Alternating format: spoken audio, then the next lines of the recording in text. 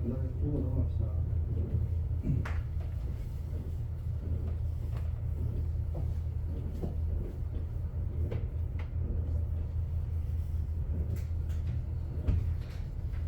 오케이, 13번. 그림은 직선 운동하는 철수 영희의 가속도를 시간에 따라 나타낸 것이다. 0초일 때 두 사람 정지에 있었다. 정지에 있는지 지금 속도를 가지고 있는지 이것도 정확하게 고려해야 돼요. 아니면 틀리니까.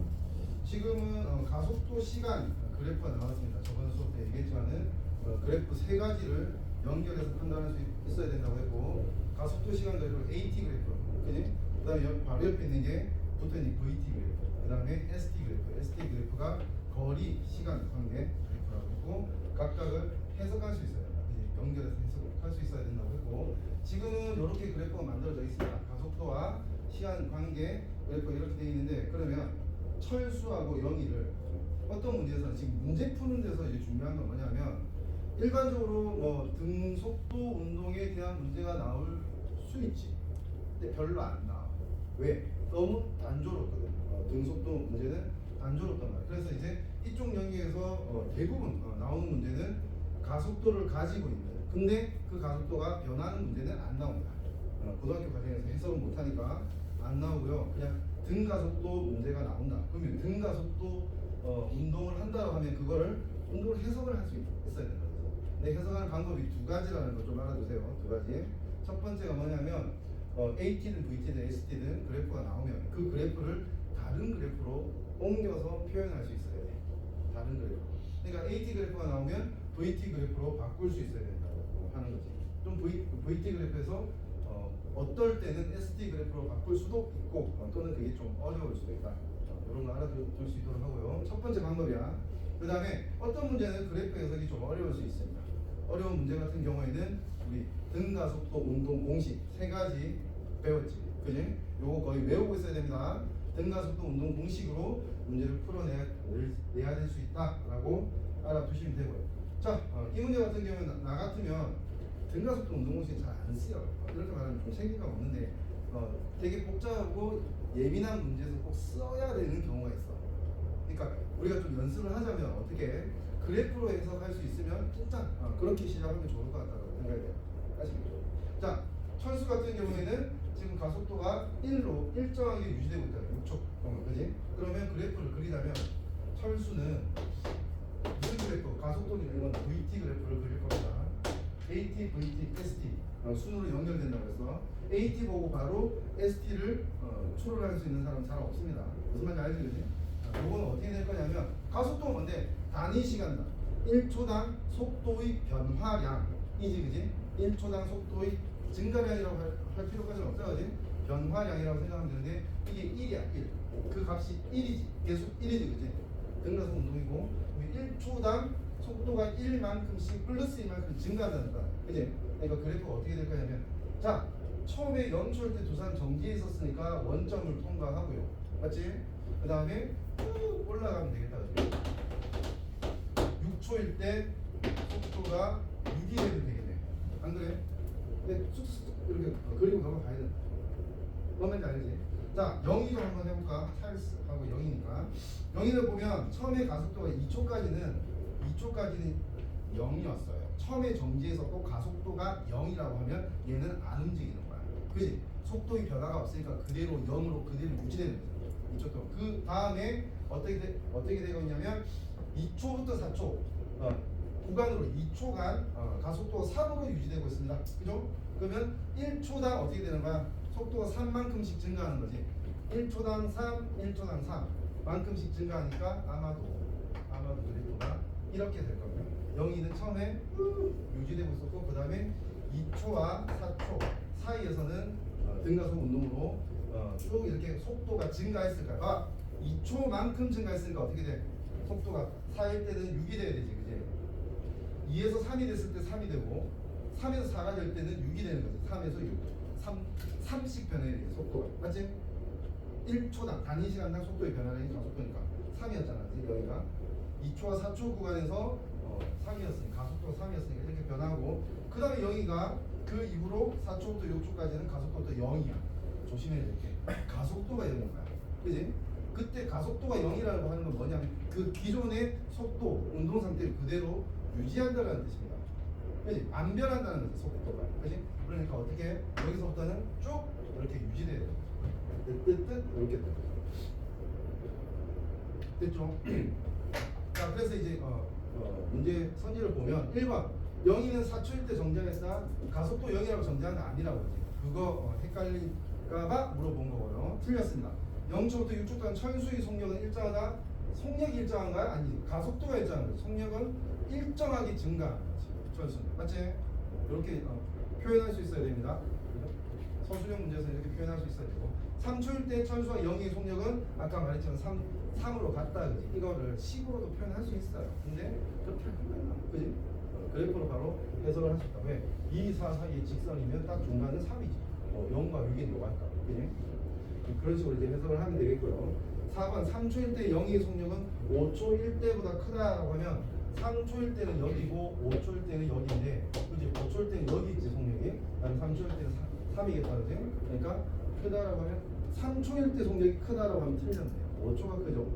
5초일 때는 속력이 6이고요. 3초일 때는 속력이 3이잖아. 그지? 그렇게 이해하면 돼요. 자, 5번하고 안 헷갈렸는지 모르겠다. 볼게요. 0부터 6초 동안 철수의 이동 거리는 6초 동안 철수의 이동 거리는 0부터 3초 동안 철수의 이동 거리 2배이다 라고 돼 있죠. 이제 몇 배인지 따져야 되지. 그지? 자, 저번 주에 배웠습니다. 뭘 배웠냐 하면 VT 그래프의 RM 면적. 그지? 이 함수의 RM 면적이 뭐다? 이동 거리이다. 그 해당하는 시간 구간에서의 이동 거리라고 했거든. 그지? 그러니까 0초부터 6초는 뭘 얘기하는 거냐? 여기까지 넓이가 0초부터 6초까지 이동 거리가 되는 거야. 맞지? 그다음에 0초부터 3초 동안이라고 하면 뭐 비교를 해서 3초가 여기 있으니까요. 여기 있으니까 이렇게 되는 거야. 이렇게. 그지? 요거 얘기하는 거야. 뒤에 문제 또는 이제 내가 준 문제집 1차식 문제집에서도 이런 비교를 해야 되는 문제가 꽤 있었을 거야. 자, 머리를 쓰는 거야. 자, 얘하고 얘는 닮음이잖아. 그지? 그리고 밑변의 길이가 2배잖아. 그렇지? 3배, 2배잖아. 그지? 그러면 이 삼각형의 넓이는 요렇게 해서 4개 중에 하나. 같은 거 4개 중에 하나야. 무슨 말인지 알지? 그지? 그렇기 때문에 0초부터 3초까지 이동거리 이 면적이고 0초부터 6초까지 이동거리 이 전체 면적이기 때문에 몇 배야? 1대 4, 4배가 돼야 되는 거지. 이런 식으로 해석해야 되는 문제가 꽤 있을 거야. 그렇게 쉽게 판단하고 넘어가야 되는 경우가 많습니다. 아시겠죠? 이걸 할 수 있게 하고 이해 안 되면 물어봐야 돼요. 자, 그 다음 넘어가서 15번 볼게요. 15번은 왜 보자고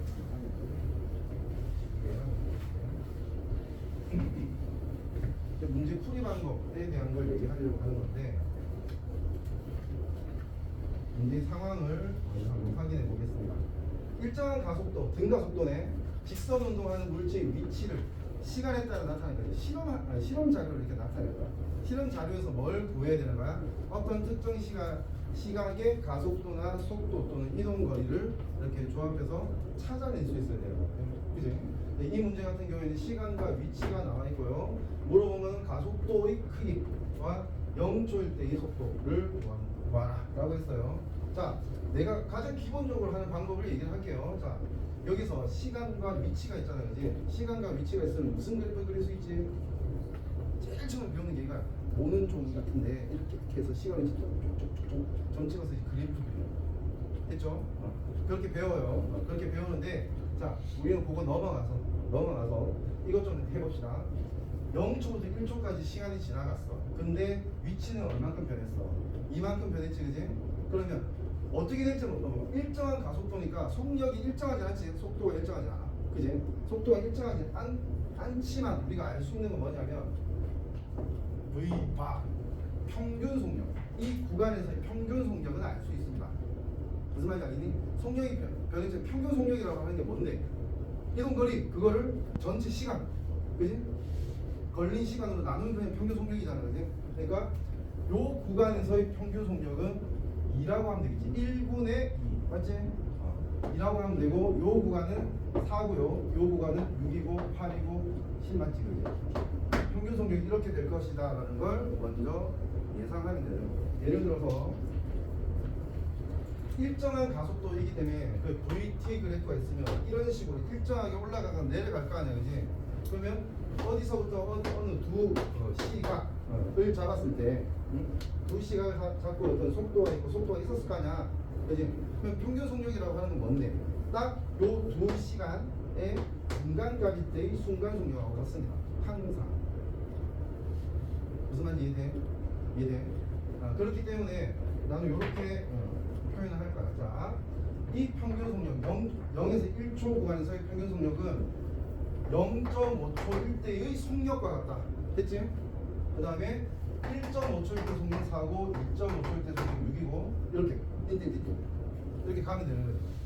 됐죠? 자, 여기서 우리가 바로 파악할 수 있는 건 뭐냐 하면, 그러면 속력의 변화가 이렇게 되니까 이제는 ST 그래프가 아니고 VT 그래프를 그릴 수 있게 되거든요. 그지? VT 그래프를 그려보면 이렇게 나오겠죠. V 0.5초일 때 1, 2, 3 있으면 0.5초, 1.5초 이렇게 해서 0.5초일 때 1, 2, 2고요.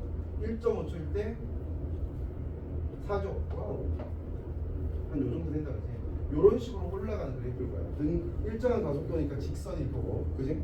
이렇게 올라가면 뭘 해주면 되는 거야? 지금 가속도의 크기는 바로 이제 파악을 할 수 있고, VT 그래프에서도 파악할 수 있죠. 오케이? 근본적으로는 요거 가지고 그냥 해석을 해도 되는데, 자, 이 그래프에서 해석을 하자면 이 기울기니까, 그지? 기울기니까 이 기울기 값이 어떻게 되는지만 알고 있으면 되겠죠. 됐죠? 가속도의 크기는 그렇게 되고, 그 다음에 요거 가지고 고민을 처음에 했을 가능성이 높습니다. 0초일 때 속도를 구하라 라고 하면 어떻게 하면 돼? 지금 점이 찍혔고 얘는 등가속 운동한다고 했잖아. 속력이 일정하지 않아. 가속도가 일정하지, 그치? 속력의 변화가 일정하지. 오케이? 그러면 요걸 어떻게 하면 돼? 이렇게 직선을 더 내려가 주면 되는 거야. 무슨 말인지 알지? 그래서 이제 결국 이 값이 뭐가 될 거냐 하면 1이 되죠. 맞지? 1이 되게 됩니다. 이렇게 해석하는 게 가장 쉬운 방법, 빠른 길일 거야. 됐나요? 오케이. 넘어갈게요. 자, 바로 밑에 있는 16번은 다른 게 아니고 심수하지 말고 선택해서 풀어보려고 하는 건데, 같이 보려고 하는 건데요. 처음부터 첫 단추를 잘 껴야 돼요. 아니면 심수할 수 있거든요. 뭐를 얘기하는 거냐면 직선 운동하는 물질 속도를 시간에 따라 나타낸 것이다 라고 했지. 자, 0초부터 5초까지 평균 속도를 구하는 풀이 과정 및 결과와 운동 방향을 서술하시오 라고 했어요. 여러 가지 얘기하고 있어요. 다시 풀이 과정은 됐고, 그 다음에 평균 속도를 알아야 되고 운동 방향도 알아야 돼. 됐죠? 자, 시작해 볼게. VT 그래프에 맞지? VT 그래프에서 마이너스 값일 때, 속도가 마이너스 값일 때하고 플러스 값일 때는 뭐니? 운동 방향이 정반대인 거야. 그지? 지금 어떤 한 방향을 플러스 방향으로 설정을 했다고 하면 처음에 운동 시작할 때는 어떻게 되는 거야? 반대 방향으로 가기 시작하는 거야. 그지? 가다가 어떻게 돼? 속력이 점점점 줄어들어. 반대 방향으로 빠르게 가다가 점점점 줄어들다가 속력이 0이 됐다가 다시 그 반대 방향으로 다시 이제 점점점 속력이 증가하면서 운동을 하게 되는 거지, 그지? 그리고 또 알아둬야 되는 거 아까도 얘기했지. VT 그래프에서 R의 면적은 뭐라고? 이동 거리이다. 오케이? 그러면 여기의 이동 거리와 여기의 이동 거리를 우리가 계산할 수 있을 거 아니야, 그지? 근데 이 방향은 다른 거지, 그지? 왜? 이쪽으로 가는 이동 거리와 여기로 오는 이동 거리니까 방향은 다른 거죠? 그래서 얘 어떻게 됩니까? 2, 4, 8이니까 넓이는 3이다. 그지? 2분의 1 곱하기 맞지? 2, 4, 8. 오케이? 그 다음에 얘는 3, 6, 18이니까 넓이는 9네. 그죠? 그럼 어떻게 되냐? 결국은 내가 설정한 플러스 방향으로 어떻게 되냐? 결과적으로는 4m만큼 갔다가 9m만큼 요만큼 왔으니까, 그지? 5m만큼 플러스 방향으로 이동한 거지. 됐나요? 5m만큼 플러스 방향으로 이동했고, 평균 속도가 뭔데? 전체 걸린 시간 또는 나누는 거야. 뭐? 전체 속도라고 했잖아. 그지? 전체 변이를, 속도는 변이, 그지? 그 다음에 속력은 이동거리라고 했습니다. 그죠? 전체 변이를 전체 걸린 시간으로 나누면 되니까 전체 시간은 얼만큼 걸렸는데 0부터 5, 5초 걸렸다. 그지? 5m로 갈까? 그럼 이거는 1m per second. 1m per second. 됐죠? 자, 요게 가장 근본적인 방법입니다. 평균 속도 구하는 것. 물어보지 않았지만 평균 속력은 어떻게 됩니까? 여러분, 암산.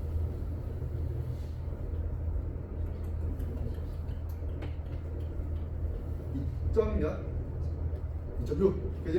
2.6이지. 뭘 이해하는 속력은 그냥 이렇게 이동한 자취를 다 더하는 거야. 이거 자취라고 하거든요. 이렇게 간 걸. 그러면 4하고 9, 4만큼 이동했고 반대 방향 9만큼 이동했고, 그지? 전체 이동한 발걸음은 이제 14m라고 하면 이걸 5초로 나눠주는 거야. 무슨 말인지 알지? 이거 5분의 13은 2.6이 맞죠? 맞지? 이렇게 이제 계산하면 되는 거고요. 그러나 10명 중에 9명의 학생은 평균 속도를 구하라 라고 하면 그냥 용감하게 이렇게 합니다. 처음에 속도, 나중 속도 있지? 이걸 마이너스 4와 더하기 6이지. 그지? 합하고 평균이니까 2로 나눠. 두 값의 평균은 2로 나누면 되는 거죠. 됐나요? 이렇게 하는 게 제일 간단하다, 편하다고 생각합니다. 섞여서 요 두 개 해놓고 그 다음에 시간이 오네 하면서 5로 나누는 거 이러면 안 돼요. 뭔 말인지 알지? 평균은 2로 나누는 겁니다. 보통 이렇게 시간 구간으로 나눈 값도 보기 선택지에 있습니다. 이렇게 실수하다. 뭔 말인지 알지? 그지? 이거 조심하세요. 됐고요. 자, 그 다음 여기 좀 어려운 문제인데요. 한번 볼게요. 17번 문제 같이 보도록 합시다. 좀 따져봐야 되는데 이 17번 문제 같은 경우는 처음 공부했는데 스스로 바로 풀렸어. 그럼 물리 잘할 가능성이 매우 높은 거야. 되게 복잡한 걸 잘 풀어내고 있다라고 생각해야 되는 건 맞는 거고요. 볼게요. 자동차 AB가 직선 도로에서 5m/s 같은 속력으로 처음에 정지가 아니네 5m/s의 속력이 있었고요. 동시에 통과해서 운동하는 걸 나타냈다. 표는 기준선을 통과하면서 20초 동안 어떻게 운동했는지를 표로 보여주고 있습니다. 가속도 A와 그 다음에 거리 A를 구하는 풀이 과정과 결과를 서술하시오라고 했거든. 자, 한번 차근차근 한번 해보자고. A부터 한번 얘기를 해볼까? A가 어떻게 운동하는지. 그러니까 처음부터 10초 동안 하고 그 다음에 나중 10에서 20초 동안 어떻게 운동하는지를 해석을 해보자고. A 같은 경우에는 10초 동안 0초에서 10초 동안은 등 속도 운동을 하는 거야. 맞지? 등 속도. 속도가 일정해. 그러니까 V가 이때는 뭐야? 항상 5지. 시작할 때 5였지. 그러니까 항상 5입니다. 오케이?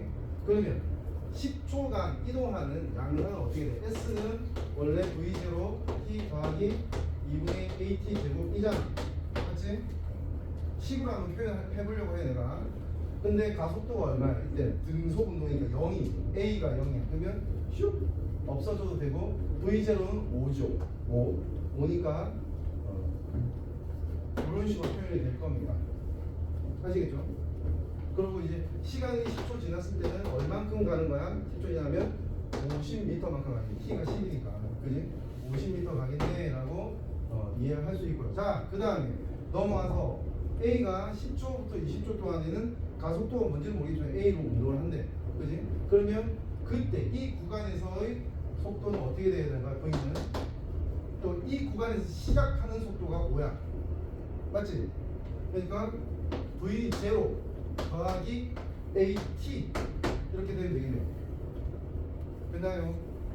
오케이? 그 다음에 S는 어떻게 돼? V0T 5T 아니 더하기 2분의 1 AT 제곱 이런 식으로 표현이 되는 거예요.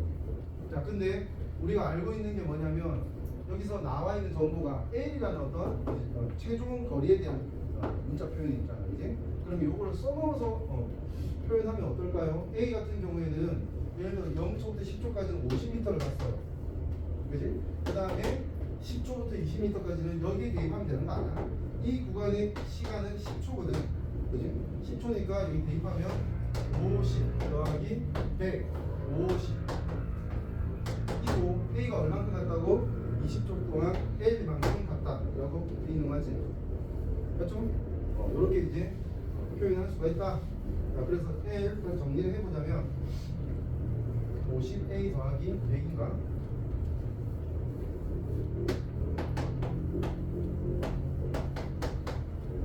그렇게 표현할 수가 있고요. b도 한번 해볼게요. 같이 처음에 그 연습한다고 생각하고 같이 봅시다. 가속도 a로 등가속 운동을 한다고 했어. 그럼 이거 그대로 오면 되는 거 아니야? 맞지? 그대로 오면 되지. 시작할 때 속도 5고, 그지? 그대로 오면 될 것 같아. 그러면 얘는 어떻게 될 거냐면 10초가 됐을 때의 속도를 보면 여기 10 대입하면 되겠다, 그지? 10 대입하면 그러면 5 더하기 10a 10초일 때 속도를 얘기하는 겁니다, 여러분. 그지? 이동 거리는 어떻게 돼?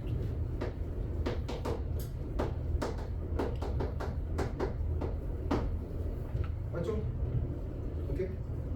이렇게 된다라고 하는 거 알아두고 그 다음에 어떻게 된다고 했냐면 이제는 나중에 10초 동안 운동 상태가 등속도 운동이에요. 그러니까 이 속도가 뭐였냐면 10초일 때의 속도였어. 맞지? t에 10을 대입했을 때의 속도잖아. 오케이? 그러니까 이때부터는 어떻게 될 거냐 하면 이렇게 되겠지. 5 더하기 10a라는 속도로 몇 초 동안? 10초 동안. 맞니? 10초 동안 이동해서 이 구간에서 이동 거리는 이렇게 되겠네요. 됐나요? 그래서 요걸 이제 더해보면 어떻게 되는지 한번 따져볼게. 150 A 더하기 100이네. 그지? 150 A 더하기 100이고 얘가 2L이라는 거 알지? 자, 그러면 요 두 개 연결해서 A와 L, A와 L, 그러니까 미수 두 개인데 식 두 개지, 그지? 그러면 A와 L이 다 풀려야 되는 게 정상이야, 그지? 그래서 여기에 대입하면 2L이었잖아, 그지? 이상한데? 이상한 거 아니네. 100A고 그 다음에 200이지. 됐나요? 그래서 50A는 100이니까 A는 2가 나오지, 그죠? A가 2면 어디든 대입하면 되겠다, 그지? 대입하면 100대 L은 200이 나오겠네요, 그지? 자, 이게 이제 근본적으로 이제 등가속도 운동 공식을 가지고 풀어내는 방법이라고 생각하시면 되겠어요, 그죠? 자, 이거 얘기를 했고 그 다음에 또 하려고 했던 거는 그래프로 바로 그냥 해석해서 문제를 푼 학생이 있나? 그걸 얘기하려고 하는 거거든요. 볼게요. 그래프 좀 크게.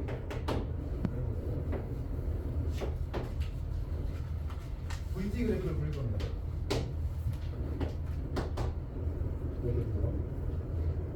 그다음 처음에 A 같은 경우에는 A는 5로 등속 운동을 하다가 5, 이 정도 등속 운동을 하다가 10초 동안 여기 10이라고 할게.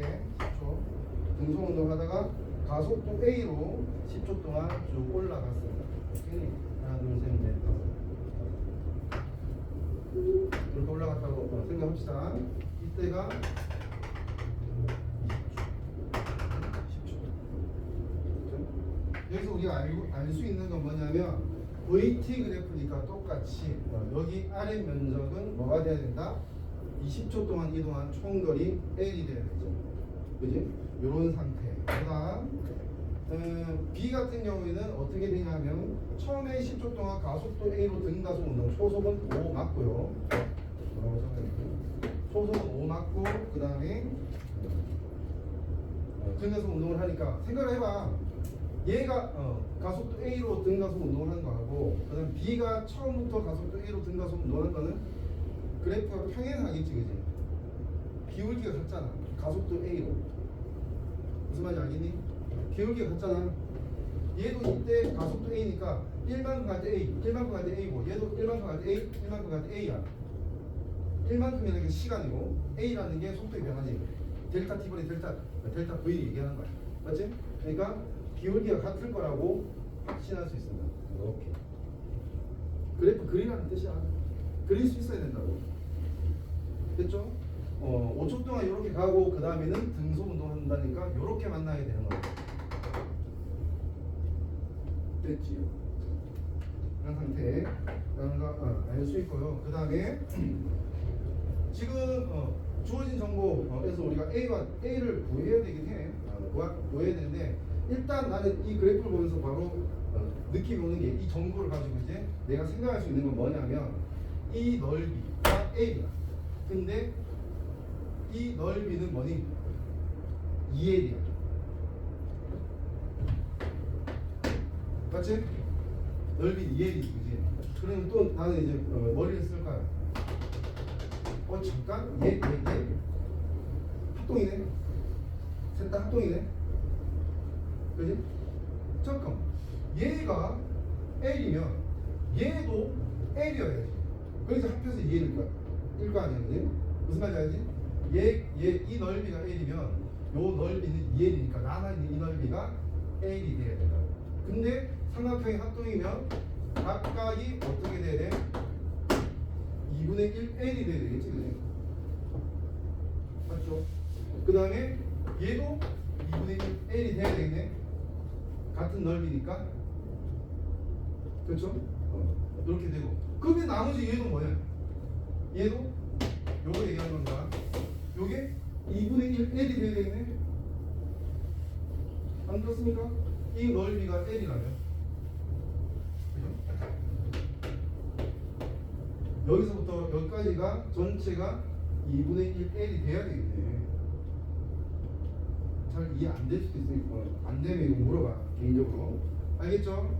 다시 이 넓이는 L이고 이 전체 넓이가 2L이라서 이 나머지 넓이를 L이라 하면 같은 삼각형 두 개, 넓이가 같은 삼각형 두 개니까 반반 넓이 합하면 L이 되게 만들고, 근데 얘 모양 딱 똑같으니까 합동이니까 얘도 넓이를 2분의 1 L이라 하면 이 넓이 남아있는 넓이가 뭐니? 요렇게가 L이니까 얘가 2분의 1 L을 먹었으면 얘도 2분의 1 L이 돼야 될 거 아니야. 이해했습니까? 오케이? 그러면 잠깐만 5 곱하기 20 100이잖아, 그지? 넓이가 100인데 2분의 1 L 200 이런 식으로 구할 수 있죠. L 200이고 지금 L 200이면 여기 200 대입하면 이게 100이라는 거 알잖아, 그죠? 100이면 밑변의 길이가 10입니다. 그러면 높이가 얼마가 돼야지? 넓이가 100이 되니까 다시 요게 지금 A 200이기 때문에 넓이가 100인 걸 알아요. 그죠? 그렇고 자, 이 길이가 10에서 20까지 10이잖아. 그지? 직각삼각형이고 높이가 얼마가 되지? 넓이가 100이네. 높이 20이면 되겠네. 맞지? 200에 2분의 2, 100. 그지? 그러니까 최종 속력까지 구해낼 수 있겠죠.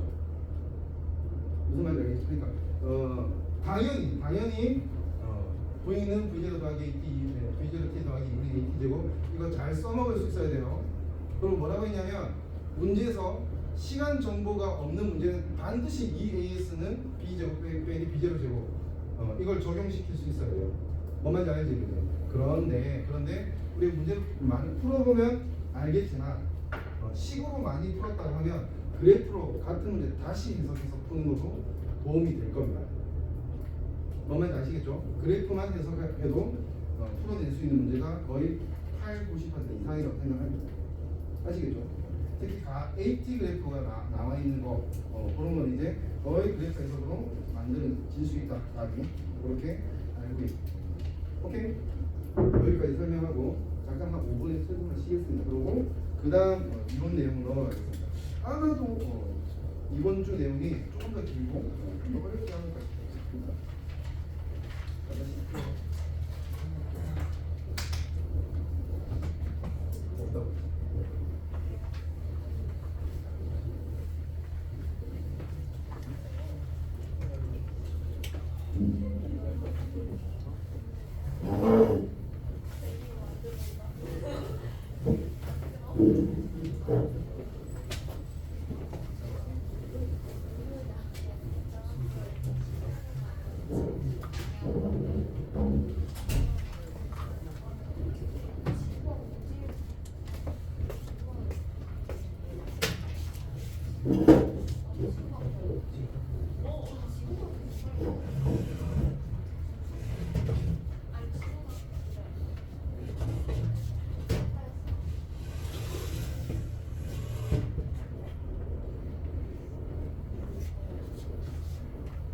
멈춰줘. 두 번째 주제가 뉴턴의 운동 법칙, 뉴턴의 운동 법칙에 대해서 얘기할 건데, 이 내용 자체는 안 어려운데 문제에서 쉬운 문제도 함정에 빠지는 경우가 많고요. 그 다음에 좀 이제 계산이 복잡하고 애매해지는 경우가 여기서 더 많이 생깁니다. 등가 속도 운동보다 조금 더 어렵다라고 생각하면 돼요. 그렇게 각오하고 문제풀이 연습, 거기에 좀 포인트를 맞추면 좋을 것 같아요. 됐죠? 자, 시작을 해볼게요. 첫 번째 페이지에 뭐가 나오냐면 요거부터 한번 확인해볼까? 먼저 알아야 할 내용, 여기서 이 교재에서 먼저 알아야 할 내용이라고 하는 거는 그 전 단계에서 배웠어야 되는, 도덕적으로 배웠어야 되는 내용을 얘기하는 겁니다. 지금 알고 있어야 되고, 과학에서의 힘이라고 하는 게 뭐냐라고 했는데, 모양이나 운동 상태를 변화시키는 원인이다. 모양도 그렇고 운동 상태를 변화시키는 원인으로서 물체 사이 상호작용이라고 표현합니다. 힘을 물체 사이 상호작용이라고 표현한다는 것도 알아둬야 됩니다. 어떤 하나의 같은 이유로 서로 상호작용하고 있다고 하면 이때는 힘이 있다고 얘기를 하는 거예요. 예를 들어서 나하고 지구는 같은 이유로 상호작용을 하고 있지. 지구도 나도 질량이라는 게 존재하는 거예요. 질량이 존재하는 물체는 마땅히 가져야 되는 거지. 만유인력, 그지? 당기는 힘이 있지, 그지? 이게 상호작용이야. 뭔 말인지 알겠지? 예를 들어서 자기력이 있는 물체가 있어요. 근데 이 옆에 나무가 있어. 얘는 자기력을 갖고 있지 않지, 그지? 그러면 자기장에서 상호작용을 할 수 있니? 없잖아. 그러면 얘들은 자기력의 이유로 힘은 존재하지 않는다라고 얘기하는 거야. 무슨 말인지 알겠지? 정기력, 뭐든 마찬가지입니다. 힘의 단위는 뉴턴이라고 하는 거. 알아두시면 돼요. 단위, 물리에서 단위 되게 중요하다. 문제 수준이 높아지고 하다가 너네가 다음에 어떤 좀 수준 높은 대학의 면접을 갔는데 물리 문제가 나온다 라고 하면 되게 새로운 어떤 세상을 보게 될 수도 있어요. 근데 그럴 때 잘 이해가 안 될 때는 주어진 자료에서 단위를 맞춰버린다. 결국 물어보는 게 뭔데, 물어보는 어떤 물리량이 뭔데 라고 생각하고 단위를 맞춰봤을 때 답이 나오는 경우가 매우 많습니다. 그냥 혼자 이해하려고 노력하지 말고 단위만 맞춰보는 것도 괜찮은 상품입니다. 자, 힘은 했고 질량 곱하기 가속도로 정의됩니다. 오늘 두 번째로 나오는 어떤 규칙에서 이제 나올 건데, 질량의 표준 단위 킬로그램이고요. 가속도는 미터 퍼 세컨드 제곱입니다. 예? 그러니까 지금 힘의 단위 뉴턴이라고 하는 건 이거 너무 길잖아. 기니까 그걸 그냥 한 글자로 바꾼 거죠. 그지? 뉴턴은 킬로그램 미터 퍼 세컨드 제곱이다라고 하는 거 알아두고 넘어가는 거죠. 자, 힘의 효과라고 나오는데요. 보자고. 힘이 작용하면 아까 위에 나와있던 거. 물체의 모양이나 운동 방향이 변한다라고 했으니까 뭘까 이거는? 속력 또는 속도 같은 게 들어가는데 빠르기, 그지? 속력, 속도 이런 게 변한다고 생각합니다. 힘이 작용하면 물체의 모양도 변하는데 어때? 봐봐. 변했지, 그지? 힘이 작용하면 모양이 변하는 거야. 공을 던졌을 때 벽에 부딪히면 벽이 힘을 작용했냐 아니야? 공이 이렇게 떡처럼 이렇게 된다고 하면 이거 힘 작용한 거야. 무슨 말인지 알지? 힘이 작용해야지만 모양이 변할 수 있습니다. 오케이? 그 다음에 빠르기나 운동 방향이 변할 수 있다. 힘의 효과입니다. 세 가지로 표현했고, 자, 힘의 표시에 그럼 내가 여론조사를 해볼게요. 벡터라고 하는 걸 배웠습니까? 벡터. 기하와 벡터 할 때 그 벡터야. 벡터. 안 배웠다고 하자 그냥. 안 배웠는데 지금 여기서 얘기하고자 하는 게 뭐냐면 저번 수업 때도 나왔지, 그지? 속도, 변이 할 때 나왔는데 물리량이라고 하면 대체적으로 두 가지의 성향을 띠는 물리량이 있어요. 이게 뭐냐면 일단은 크기만 있는 물리량이 있어. 대표적인 게 질량이야, 질량. 근데 크기도 있고 그 다음에 방향이 있는 물리량이 있어. 그 대표가 누구냐면 무게라고 생각합니다. 무게. 됐나요? 자, 오늘 내 몸무게가 69kg이었거든. 사실 내가 잘못 표현한 거야. 자, 이해를 하자면 내 질량이 69kg.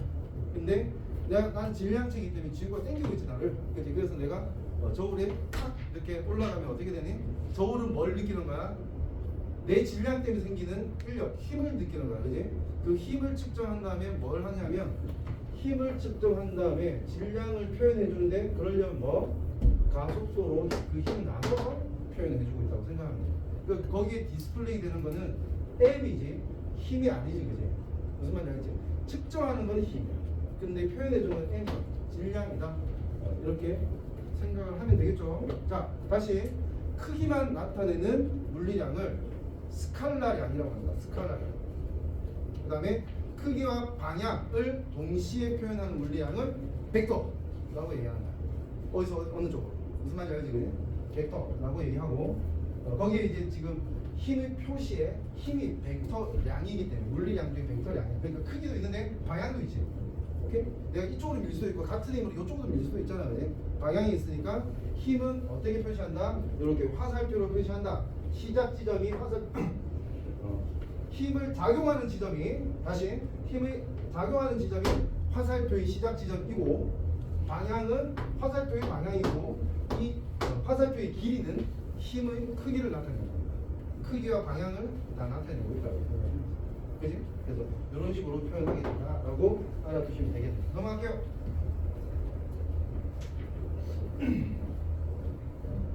그다음 이제 본격적으로 이제 이런 내용이 나오는데요. 힘의 합성부터 나오네. 이건 지금 뉴턴의 운동 법칙이 아니고 아까 말했잖아. 힘은 벡터량이라고 표현했지, 그지? 벡터 이렇게 쓰면 됩니다. 어이 양 영어로는 DCTY 벡터라고 합니다. 됐죠? 그런 양인데 그럼 이 합성이라는 게 뭘 뜻하는 거냐면 벡터하고 벡터를 더하는 방법을 얘기하는 거야. 오케이? 벡터하고 벡터. 그러니까 어떤 물체에 나라는 사람을 두 명이 이렇게 당겨.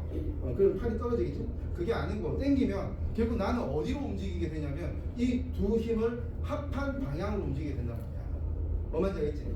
그지? 한쪽 힘이 작용한 쪽으로 움직이는 게 아니고 두 힘이 합한 방향으로 움직이게 되는데 그러면 그러니까 한마디로 어떤 물체가 있는데 작용하는 힘이 하나가 아니고 두 개 이상이라고 하면 이 힘의 벡터를 뭐니 다 합해서 하나의 벡터로 인식하고 이게 운동을 해석할 수 있다고 하는 겁니다. 그래서 이제 힘의 합성, 벡터의 합성을 먼저 배운다고 생각하면 됐죠. 자, 합력이라고 하는 게 있다. 합력. 둘 이상의 힘이 작용할 때 그와 똑같은 효과를 나타내는 하나의 힘. 방금 내가 얘기한 거야. 요걸 이제 우리나라 말로 뭐라고 하냐면 밑에 있는 알짜힘, 알짜힘이라고 합니다. 여러 힘이 동시에 작용할 때 물체에 작용하는 모든 힘을 합력. 오케이? 이걸 알짜힘이라고 표현한다. 합성하는 방법이 나왔습니다. 힘 합력을 구하는 과정. 첫 번째, 일직선상의 두 힘의 합성. 아주 간단합니다. 그림 이렇게 크게 그릴 필요가 없어. 예를 들어서 이 수레를 얘가 F2, 얘는 F1으로 끌고 민다고 하자. 그럼 얘들이 이 수레에 작용하는 힘의 방향은 양쪽이 같지, 그지? 무슨 말인지 알잖아. 그지? 같이. 그러면 이 두 힘의 벡터를 어떻게 하면 된다? 그냥 같은 방향이니까 더하면 돼. 꼬리를 물고 하나의 화살표가 있으면 그 화살표가 끝나는 지점부터 그 다음 화살표 시작 지점으로 해서 꼬리에 꼬리를 물고 더하면 된다. 별거 아니지, 그지? 얘 뭐 하는 거야? 이래도 되는 거야? 친구는 지금 끌고 있는데 꼭 그런 애들 있다. 특히 남학생 군대 가면 술에 이렇게 밀어야 되는데 술에 뒤에 손만 하고 있거든. 밀어야 있습니다. 되게 믿지. 자, 이런 상태야. 얘한테 힘을 작용하는 건 맞는데 이번에 어떻게 돼야 돼? 빨간 화살표만큼 갔다가 여기서 이 지점에서 이렇게 돌아오면 돼요. 그러면 처음 시작은 여기 오고 맨 마지막 끝은 여기니까 이렇게 하는 끝나는 거죠. 뭔 말인지 알겠죠? 이런 식으로 한 직선상에 있는 두 힘 이상에서는 이렇게 합성을 하면 된다. 벡터 힘을 이렇게 이제 설명해주고 있는 거고요. 넘어갈게요. 그 다음 지금 우리가 해야 되는 건 이런 겁니다. 아까워.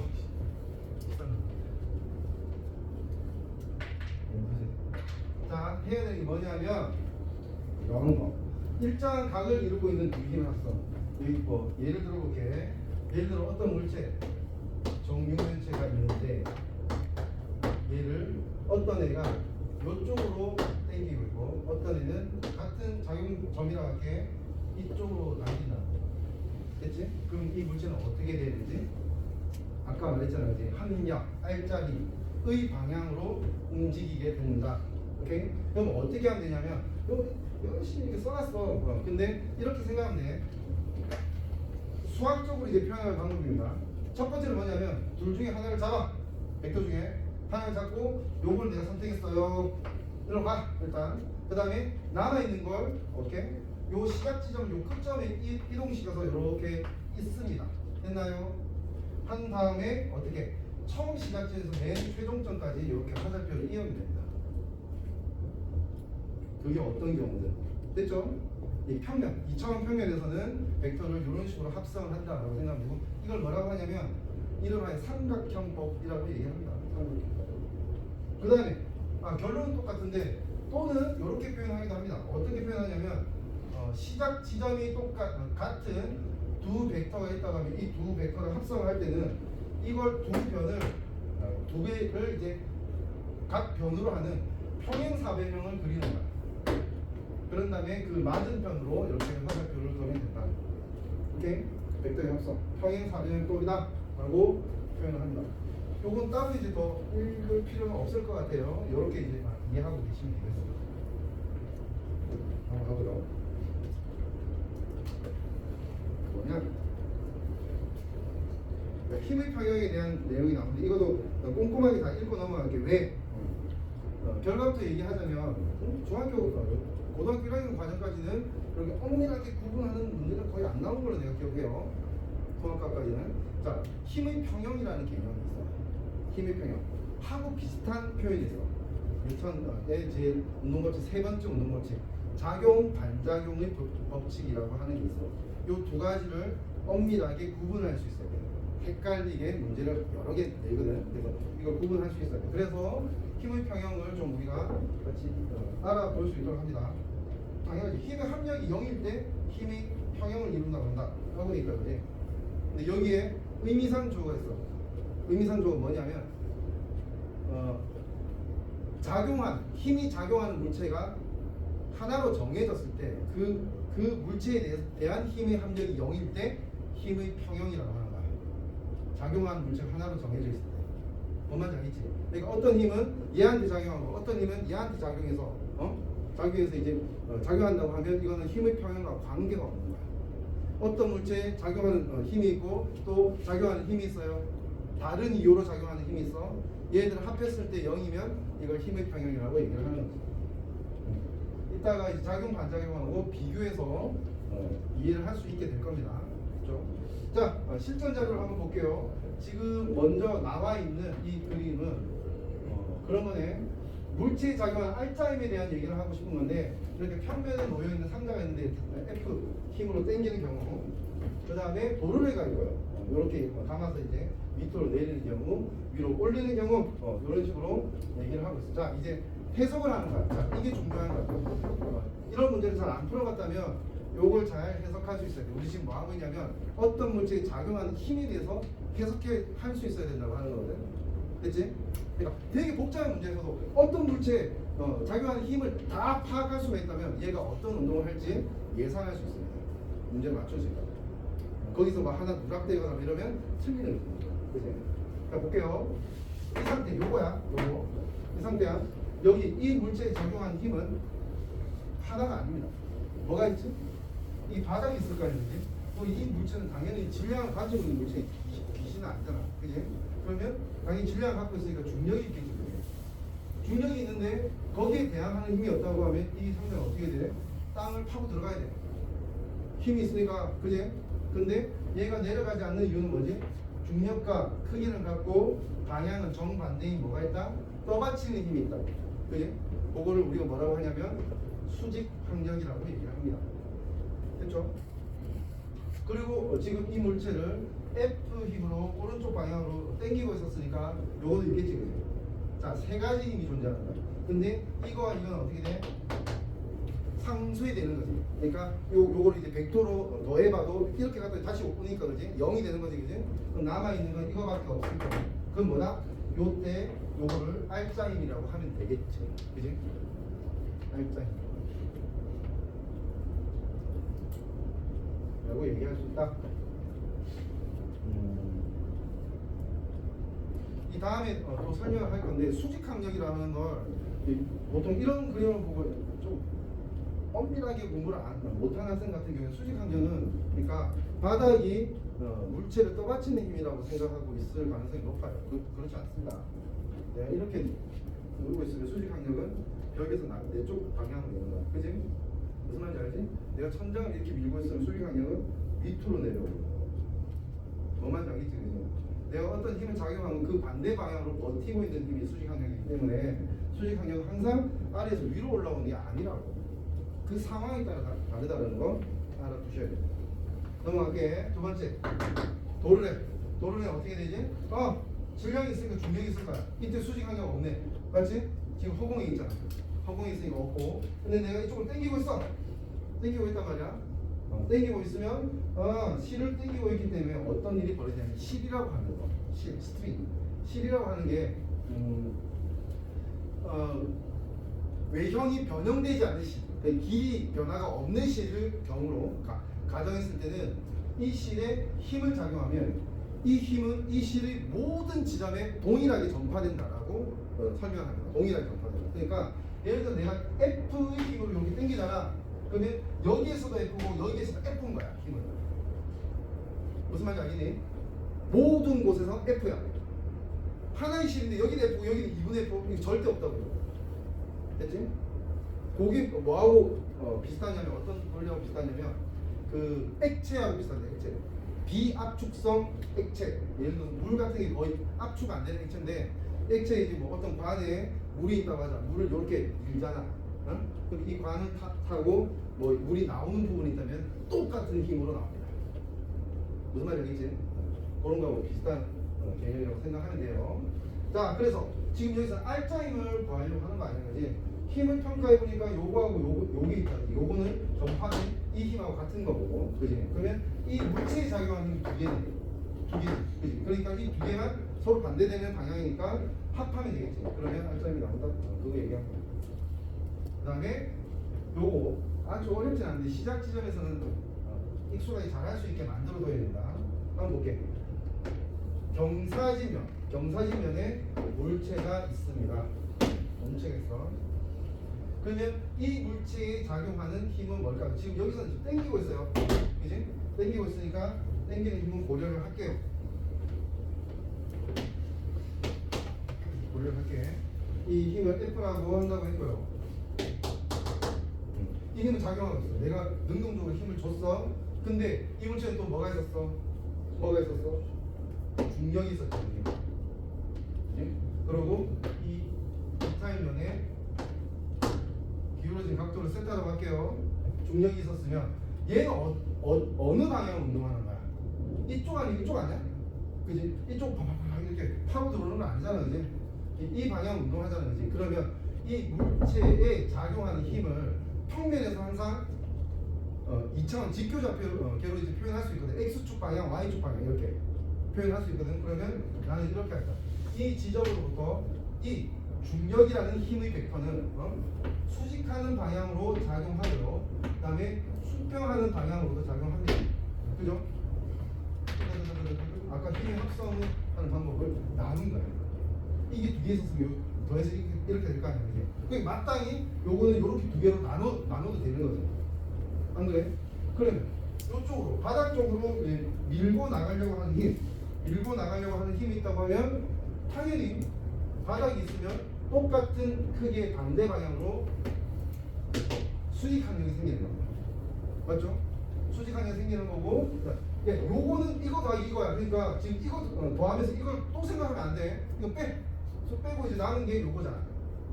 그지? 얘는 얘하고 크기는 갖고 방향 반대니까 상쇄돼. 0이 돼요. 그치? 그러니까 이쪽 축 방향으로는 R자임은 0입니다. 됐죠? 근데 요거하고 여기 나왔잖아.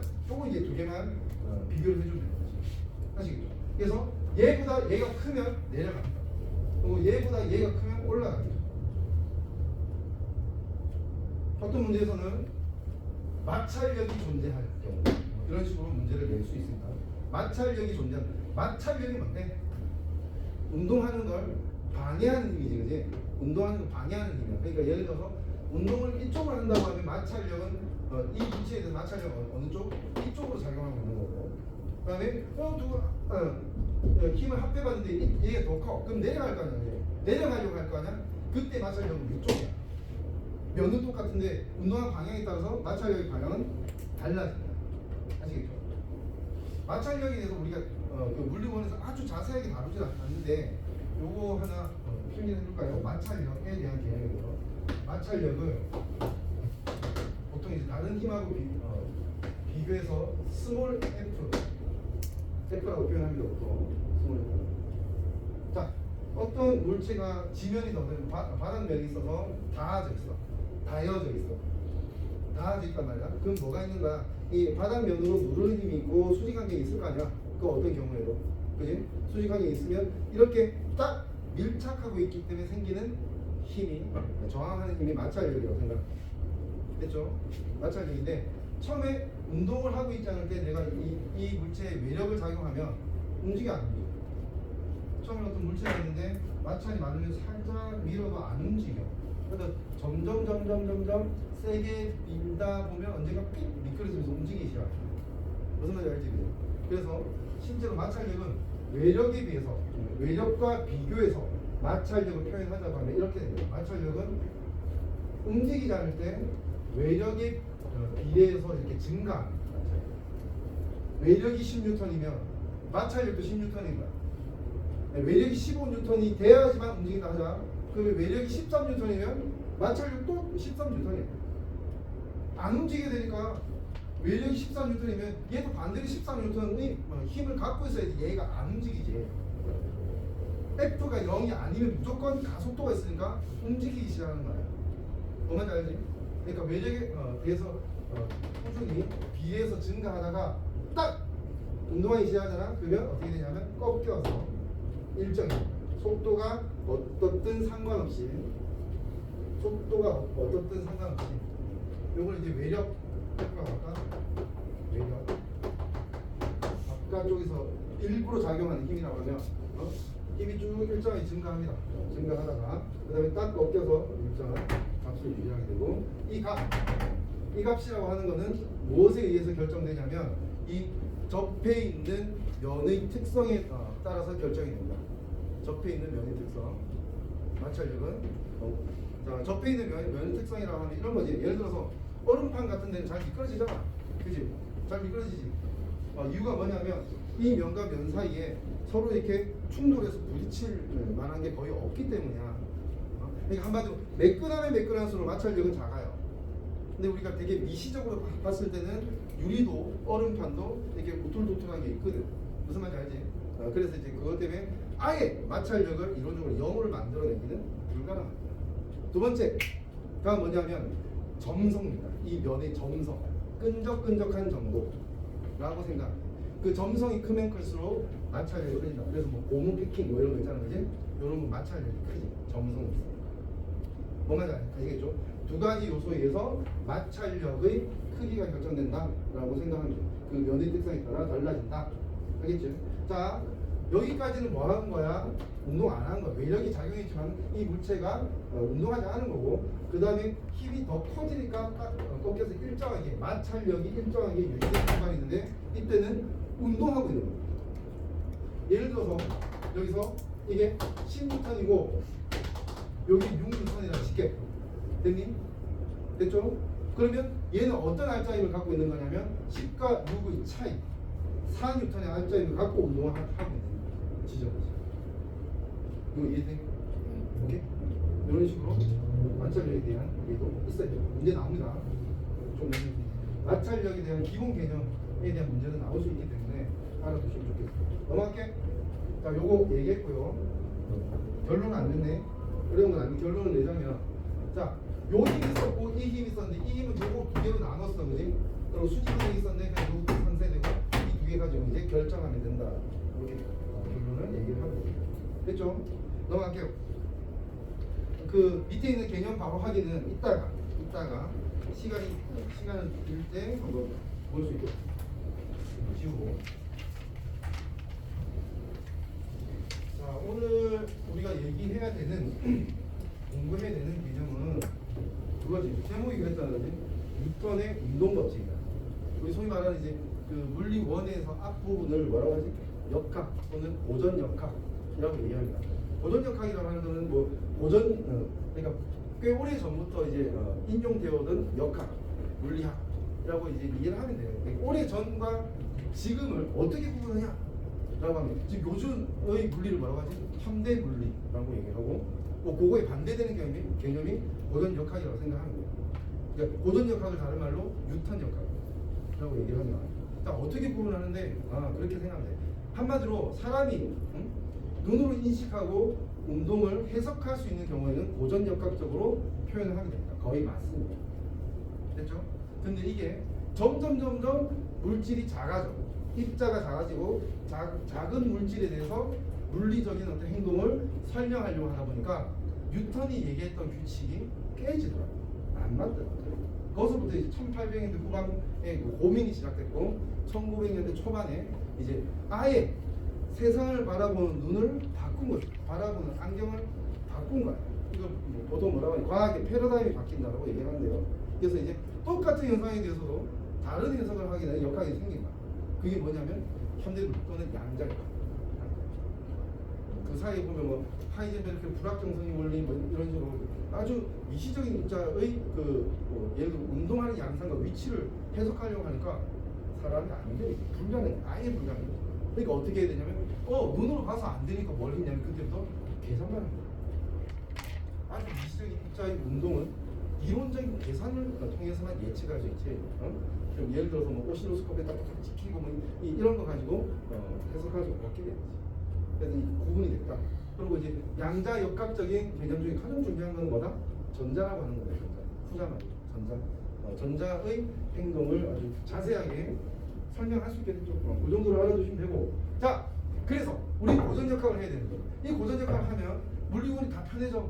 편해지기 때문에 잘하면 편해진다고. 개념은 어렵지 않아. 개념은 어렵지 않고 아까 내가 말했지만은 뒤에 가면 나오기가 문제들이 상대적으로 이제 첫 번째 1차 시 수업의 문제들보다는 조금 난이도가 높아진다고 보셔야 됩니다. 그러면 안 돼요. 그래서 이제 운동책 1법칙부터 볼게요. 혹시 그 뉴턴 운동법칙 배웠습니까? 중학생 때, 고1 때? 자, 그러면 한번 얘기를 해볼까요? 나와 있네. 뉴턴 운동책 1법칙이 뭡니까? 세이바 뭐? 관성의 법칙, 그지? 2법칙은 뭡니까? 용감하게 좀 얘기해줘. 그런 학생이 공부 잘하게 돼요. 뭐라고 했어요? 왜 뭐라고 했어요? 아무 말도 안 하고 입만 움직였어? 아 진짜? 난 너 보고 지금 아픈 건데. 혹시 뭔지 기억나니? 보면서 얘기하는 거구나. 뭐야? 제2법칙이요? 제2법칙. 가속도 법칙. 자, 제2법칙은 힘과 가속도의 법칙이라고 얘기합니다. 가속도의 법칙이 나와 있지, 그지? 힘과 가속도의 법칙. 그러니까 뭔가 고민이 있었고 그걸 이제 해결하고 어떤 규칙을 정하는 거다. 그걸 힘과 가속도의 법칙. 세 번째는 뭐다? 작용 반작용인 거지. 우리 지금 요거를 이제 받아들일 거다. 이거 뭐 받아들일 거다. 그런 생각. 자, 첫 번째 관성이 뭔데? 그러니까 물체에 힘이 작용하고 있지 않거나 작용한 모든 힘들이 평형 상태에 있을 때 성립한다 되니까, 그지? 뭐가? 관성이 그 얘기하는 거야. 관성이. 자, 일단 요거 볼게. R점이 0일 때 정지에 있는 물체는 계속 정지하고 운동하던 물체는 그 운동의 양상을 그대로 유지하려고 하는, 즉 운동하던 방향으로 일직선을 따라 속력도 변하지 않으면서 그대로 유지하려고 하는 성질을 관성이라고 합니다. 이너시아, 관성이라고 합니다. 자, 갈릴리 사고 실험에 나와 있는데 요거 하기 전에 이런 얘기를 하나 할게. 관성에 대한 얘기를 하는데 우리 지구에서는 우리 질량을 어떻게 측정할 수 있어? 저울로 측정하는 거 아니야? 아까도 얘기했잖아요. 체중계도 질량 측정 결국은 할 수 있는 거지, 그죠? 근데 이거는 본연의 질량을 측정하는 건 아니야. 아까 말했잖아. 힘을 측정하는 거야. 그래도 그 상황에 따라서 이제 약간 이제 응용을 하는 거지, 이제 이 기계가 응용해서 이제 질량은 이렇게 될 거다라고 역으로 추론해서 보여주는 거야. 얘기하고 싶은 게 뭐냐면 그럼 근본적으로 질량을 측정할 수 있는 방법이 없을까? 질량을 측정하는 방법. 지구 표면이든 달 표면이든 뭐 어디든 그냥 우주 공간이든 어디든 질량을 측정할 수 있는 방법이 뭐가 없을까? 아니 어떤 유일한 물체라고 하면 이 물체는 다이어트를 하지 않는 이상 질량은 계속 어떤 지점에서 똑같아야 돼, 맞지? 질량은 유한 확정값 그냥 딱 유지돼야 되는 게 맞아. 이 질량은 우주 공간이 어디든 측정할 수 있는 방법이 없을까? 있으니까 내가 물어보지. 요걸 이제 연결해서 이해하고 있으라고 내가 얘기하는 겁니다. 그 어떤 경우에도 이 물체에 내가 알고 있는 힘을 작용하면 됩니다. 힘을 작용하면 얘는 그 힘에 따라 뭐 하겠니? 운동하겠지. F 이퀄 M이야. 그러면 힘을 작용하면 운동할 때 우리는 가속도를 관측할 수 있거든. 그러면 질량을 알 수 있어. F 이퀄 MA니까 힘을 작용했을 때 가속도를 관측하면 질량을 알 수 있어. 무슨 말인지 알겠니? 오케이? 결국 우리 체중계라고 하는 것도 거의 비슷한 논리로 이제 근데 지구에 맞는 설정을 한 그 질량 측정계라고 생각하면 되는 거죠. 됐죠? 그래서 얘기하고자 하는 건 뭐냐면 그겁니다. 관성이 왜 생기냐라고 하면 질량 때문이다. 질량. 그래서 대학교 과정에서 물리학, 일반 물리학을 배우면 질량은 그냥 질량이라고 표현하지 않고요. 관성 질량이라고 합니다. 그냥 질량 자체를 관성 질량이라고 해요. 아시겠죠? 자, 관성이라고 하는 건 질량 때문이에요. 질량이 없으면 관성도 없다. 이렇게 알아두시면 좋겠네요. 자, 갈릴레이 사고 실험이라고 하는 게 나오는데 이 표현을 처음 들어봤다고 하면 이렇게 이해하면 됩니다. 내가 절대 구현할 수 없는 어떤 실험이 있다고 하자. 그럼 이걸 논리적으로 이럴 수밖에 없다고 상상해서 이제 설명하는 걸 사고 실험이라고 합니다. 뭘 구현할 수 없었냐? 갈릴레이가 어떤 쇠구슬이 있고 거의 마찰이 없는 트랙이 있어요. 여기서 이 쇠구슬을 놓으니까 위치 에너지가 있다 보니까 내려갔다 올라갔다 그러지. 근데 더 위로 올라가지 못하고 그지? 다시 왔다 갔다 합니다. 딱 그 높이까지 올라가네. 저기서 알았단 말이야. 그러면 어느 한쪽 공률을 좀 더 약하게 해서 이제 해보니까 거리는 더 멀었는데 위치는 높이는 똑같더라고. 똑같고. 그럼 이제 갈릴레이 뭘 생각하냐면 그러면 이 높이까지 도달하지 않고 계속 이게 그 마찰이 없는 면을 트랙을 만들어 놓으면 어떻게 될까? 무한대로 갈 것이다. 무슨 말인지 알죠? 오케이? 이렇게 이제 생각하는 게 사고 실험이라고 생각합니다. 멈추지 않을 것이다. 왜 이게 이 일법칙의 예시에 나오냐면 이게 뭐니? 운동하는 상태를 마찰이 없다면 뭐야? 다른 간섭하는 힘이 없다면 힘의 함량이 0이지, 그지? 0이면 어떻게? 운동하는 상태를 계속 유지하려고 한다는 걸 보여주기 위해서 여기 나왔다. 됐죠? 갈릴레이 사고 실험은 관성의 법칙과 직접적인 연관이 있다. 이렇게 알아두면 되고. 여기 예시입니다. 예시. 정지해 있던 버스가 갑자기 출발할 때 사람은 뒤로 넘어지려고 하지. 어때? 우리 이쪽 여기 동네는 버스 아저씨들 막 엑셀 급하게 밟고 브레이크 급하게 밟고 이렇게 해? 그러면 이제 관성을 항상 느낄 수 있게 되는 거야. 그지? 근데 지금 생각난 게 뭐냐면 내가 고향이 부산이야. 약간 억양이 있지, 그지? 부산이 고향은 고등학생 때까지 부산에 살았는데 부산의 버스 아저씨들이 부산이 그냥 운전하는 사람들이 장난 아니야. 다음에 부산 놀러가. 부산 놀러가서 술 마시고 대학생들 술 마시고 대중교통 타지 마. 토한다. 그렇게 생각하면 돼. 뭐냐면 버스 아저씨가 가잖아. 근데 택시 아저씨가 끼어들었어. 그럼 버스 아저씨가 화가 나. 그래서 뭐 하냐면 택시를 쫙 치고 나가잖아. 그걸 따라잡아. 그 속도감이 더 있지, 그지? 젊을 때는 보통 그 맨 뒷자리에 앉는 걸 좀 선호하지 않니? 나는 그랬거든. 지금도 그런 것 같아. 어쨌든 뒷자리에 앉는 거 선호하는데 뒤에 앉아 있으면 부산에서는 버스 아저씨가 이제 엑셀 세게 밟을 때 어떻게 되냐면 방지턱에 땀 떠서 이제 천장에 머리 박고 다시 내려. 진짜요. N번 해봤어. N번. 그 정도 수준이라고 생각하고. 그리고 뒷자리에 중간 자리에 앉으면 안 되는 거 알지? 그지? 앉으려면 다 잡고 있어야 돼요. 부산에서. 이렇게 안 잡고 있으면 막 방심하고 옆에서 친구하고 이제 노가리 가다 보면 얘기하다 보면 빡! 브레이크 밟으면 그러면서 이제 운전수 아저씨 앞에 강하게 할 수도 있어요. 장난 아니고.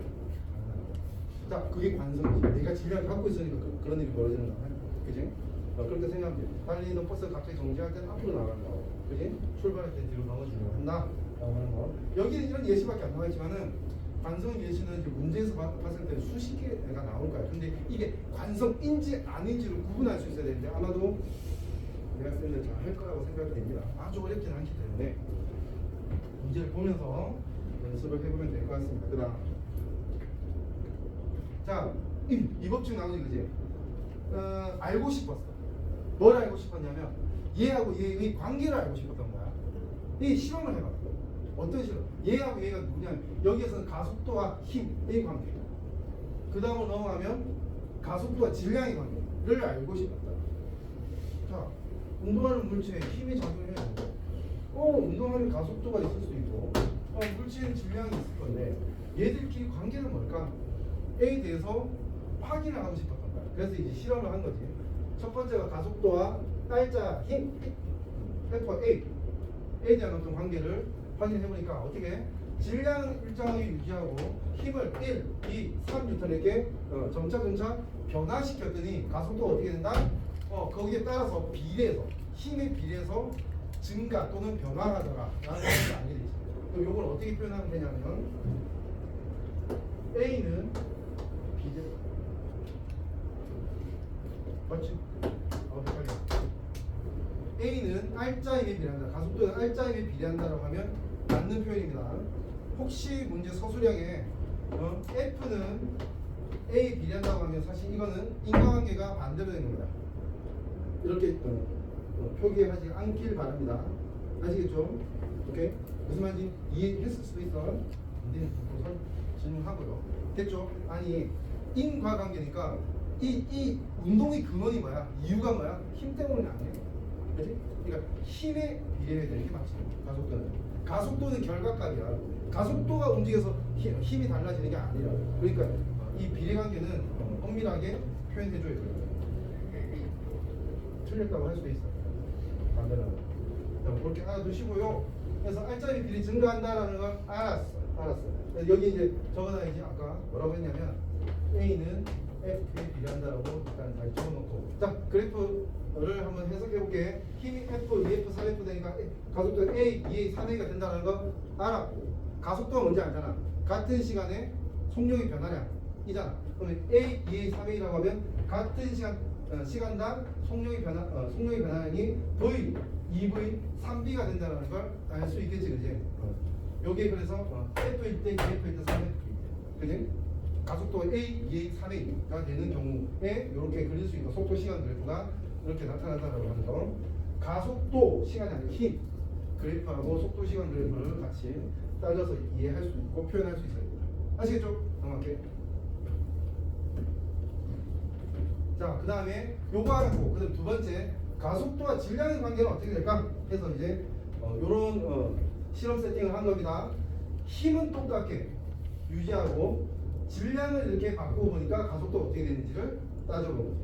됐지? 지금 여기서 이제 이 가속도를 변화시키는 요인은 질량이거든, 그지? 그러니까 질량이 일종의 정의역이 되고, 그지? 가속도가 공력, 치역이 된다고 생각하면 돼요. 그래서 이제 A는 어떻게 되냐를 보니까 질량의 역수에 비례하더라 또는 질량에 반비례하더라 라고 결과가 나왔다라고 하는 거죠.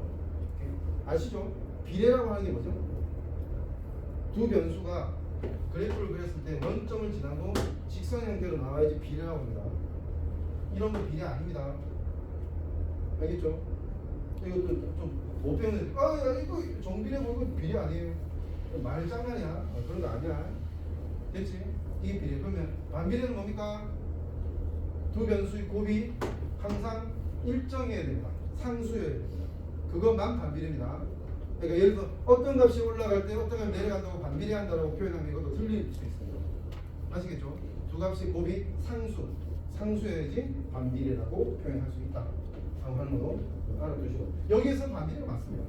A와 N 가속도와 질량은 반비례 관계가 있다라는 걸 확인할 수 있다는 거예요. 그래서 이제 반비례 관계 그래프 이렇게 그려지는 거고, 보면 A, N 2분의 1 A, 2N 3분의 1 A, 3N 곱하면 A 이 되게 됩니다. 그리고 여기에서는 이제 질량에 따라서 속도, 가속도가 A, 2분의 1, 3분의 1 A가 되니까 그대로 그려주면 이거 대응시킬 수 있어야 됩니다. 아시겠죠? 그렇게 되면 될 것 같습니다. 그래서 종합적으로 보니까 어떻게 되냐면 A는 이렇게 되는 거죠. n분의 f에 비례하는 거 아니야, 그지? n분의 f에 비례하는 거 맞지? 요거에 비례하고 요거 비례하니까.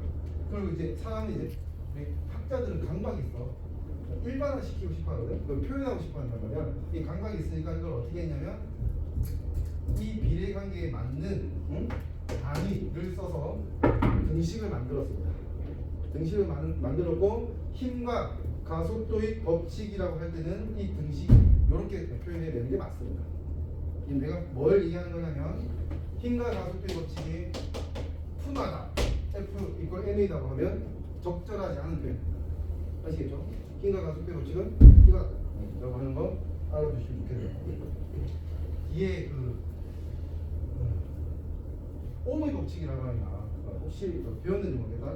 옴의 법칙이라고 하는 데서 이 옴이라고 하는 게 뭐냐면 저항의 단위야, 저항의 단위. 근데 사실 이 옴의 법칙은 뭘 알고 싶었는지 아니에요? 그 환경에 따라서 전류의 세기가 어떻게 결정되는지 알고 싶었어요. 그래서 이 옴의 법칙도 똑같은 논리로 I는 뭐분의 이렇게 표현되고 있어요. 옴의 법칙. 그런 거 같이 좀 알아두면 좋겠네요. 자, 그다음 자 그래서 이제 등식을 우리 유도해냈잖아. 이제 F 이퀄 ma라고. 결국은 이제 써먹는 건 F 이퀄 ma야. 힘과 가속도의 법칙은 A는 N분의 F라는 거 시고요. F 이퀄 ma를 계속 써먹을 수 있으면 된다. 그리고 자, 요 표현을 좀 알아둘 수 있도록 합시다. R자 힘을 N과 A 관계식으로 나타낸 표현한 것을 뭐라고 한다? 운동 방정식이라 한다. R자 힘 F를 A와 M의 관계식으로 나타낸 걸 운동 방정식이라 한다. 이게 왜 내가 얘기하는 거야? 운동 방정식이 뭐냐라고 하는 걸 그냥 알고 있으라고 하는 것도 있고요. 그 다음에 운동 방정식은 F 이퀄 MA만 있는 게 아니라는 걸 언젠가 깨닫게 될 겁니다. 아시겠죠? 그 상황에 따라 예를 들어 마찰력이 있거나 전기력이 있거나 뭐 탄성력이 있다, 자기력이 있다 이러면 운동 방정식이 매우 복잡해집니다. 그거는 이제 우리가 교육과정에서는 배우진 않지만은 운동 방정식이라는 표현을 쓸 수 있거든요. 뭐 자기력까지 포함해서 운동 방정식 이런 식으로 쓸 수 있기 때문에 이 표현은 좀 알아둘 수 있거든요. 운동 방정식 뭐라고? R자인 뭐라고? N과 A라는 두 변수로 나타내는 거. 근데 그게 좀 복잡할 수 있다. 조건에 따라 복잡할 수 있다. 이렇게 알아두면 돼요. 자, 가속도 방향 당연하죠. R자 힘의 방향. 왜 가속도도 R자 힘도 뭐니? 둘 다 벡터야. 벡터야. 그지? 그 힘 벡터입니다. 가속도 벡터입니다. 그 사이에 M은 뭐야? 스칼라, 질량. 그지? 그러니까 스칼라 곱하기 벡터는 뭐다? 벡터라는 거 알아두셔야 됩니다. 됐죠? 이렇게 이해하면 되고요. 요거는 지금 요 식의 등호를 만족하게 만드는 어떤 단위에 대해서 표현하는 거라고 생각하면 돼요. 질량이 1kg이 물체의 가속도 1m/s 제곱이 되게 하는 힘의 크기를 1N이라 한다.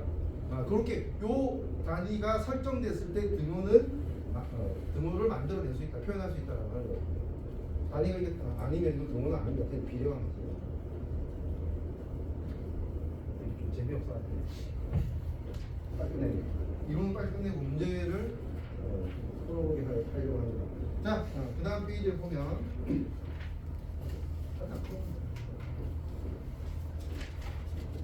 연결된 물체의 운동에서 설명이 나오는데 이거 좀 볼까요? 지금 우리가 해야 되는 게 뭐냐면 지금 우리 이 교재에 나와 있는 문제들은 내가 오늘 준 자료보다 상대적으로 훨씬 쉽습니다. 근데 이 기초 문제라고 보면 되는데요. 요런 거 물체가 이어져 있고 실 같은 게 연결돼 있고 어떤 한쪽으로 당기든지 뭘 밀든지 이런 거 또는 도르래 이 치킨은 안 나옵니다. 그렇고 요 지금 딱 한 문제씩만 나와 있는데 지금 우리가 잘 연습해야 되는 게 뭐냐면 이 도르래하고 요런 거거든요. 그래서 일부러 따로 어떤 개념이라기보다는 문제풀이 접근 방법을 소개하려고 실전 자료에서 내용이 나와 있는 거예요. 볼게요. 짧게 보고 넘어갈게.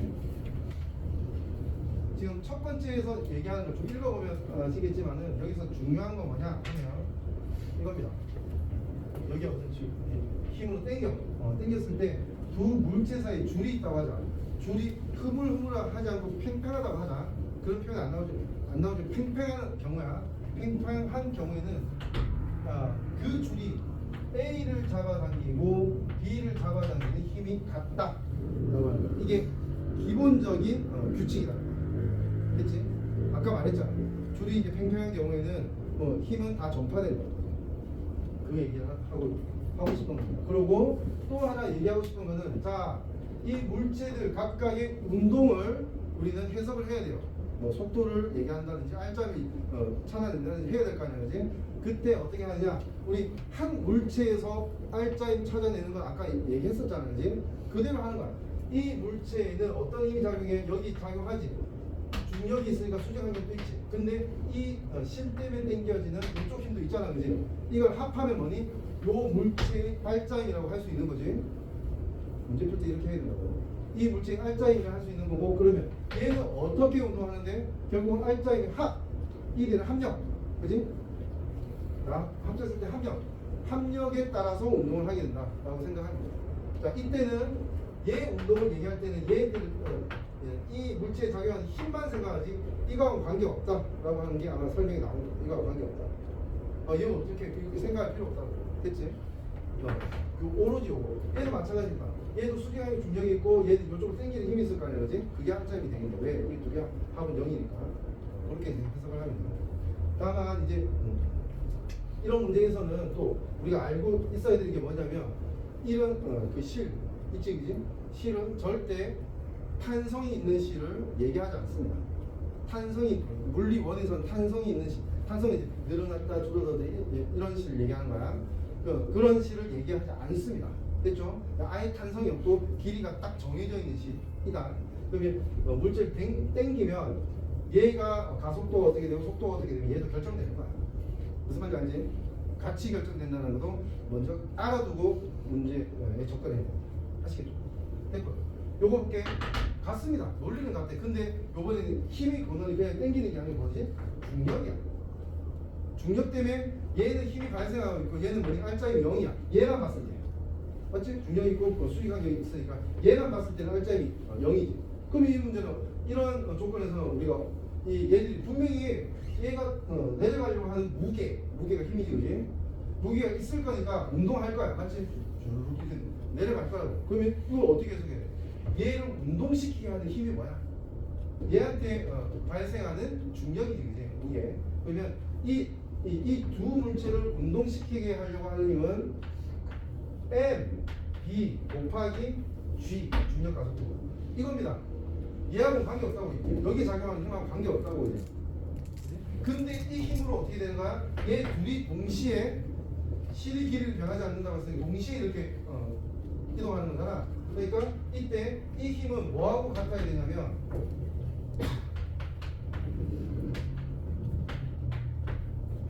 그러니까 이 두 물체를 한 물체로 봤을 때 질량의 합 곱하기 어떤 새로운 가속도가 있겠지, 그지?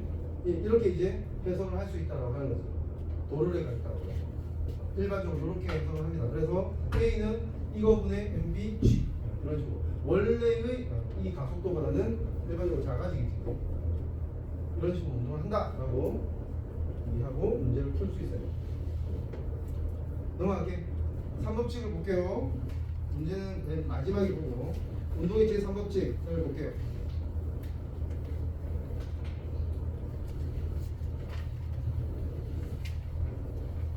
힘의 성질에서 설명이 나오는데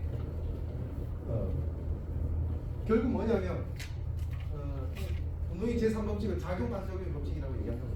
그지? 그러니까 어떤 힘이 작용하잖아. 그럼 반드시 이 힘에 반작용이 있다. 그러니까 크기를 갖고 방향이 반대인 힘이 존재한다는 거야. 어떤 힘에 대해서. 거의 예시 같은 걸 얘기하고 있습니다. 보면 첫 번째는 뭐냐면 용수철 저울이라고 하는 거 뭔지 알 거야, 내가. 요걸 서로 이렇게 걸어서 어느 한쪽을 당겨도 사실은 어떻게 돼? 어느 한쪽을 당겨도 얘도 당겨지고 얘도 당겨지는데 이게 힘의 크기는 같다라고 하는 거죠. 되게 철학적으로 봤을 때 어떤 애가 어떤 애를 장난친다고 뺨을 이렇게 살짝 때리면 뭐니? 철학적으로 봤을 때는 뺨이 손을 때린 거지 손이 뺨을 때린 거지 구분할 수 없습니다. 작용 반작용이 있고 무슨 말인지 알지? 그지? 힘의 크기는 같고 방향은 반대로 서로 작용하는 거야. 맞지? 그 다음 두 번째, 축구 선수 헤딩. 자, 공에 헤딩했다 보면 공도 그지 머리로 헤딩한 거야. 그지? 방향 반대 크기인 것 같고. 그 다음에 요런 거도 이제 실험으로서 뭐 할 수 있겠는데, 예를 들어서 자석이 있는데 N극 N극 또는 뭐 S극 S극 N극 S극 이렇게 될 수도 있는데, 이렇게 자석을 놔두고 서로 반발력이 있다면 어떻게 돼야 되냐 하면 이 두 개가 질량이 같은 자석이라고 할게. 어떻게 되냐, 반드시 이렇게 벌어질 때 같은 각으로 벌어져요. 이 각이 결정하는 게 뭐지? 힘의 크기야. 그렇기 때문에 어느 한쪽이 힘이 더 크고 어느 한쪽이 힘이 작을 수는 없다는 뜻이고, 지금 여기서 얘기하려고 하는 거는 이렇게 수직선을 그었을 때 이 각은 같다라고 하는 거죠. 이거 마찬가지, 그지? 인력이 작용할 때도 마찬가지로 그 작용 반작용의 힘이 나타난다.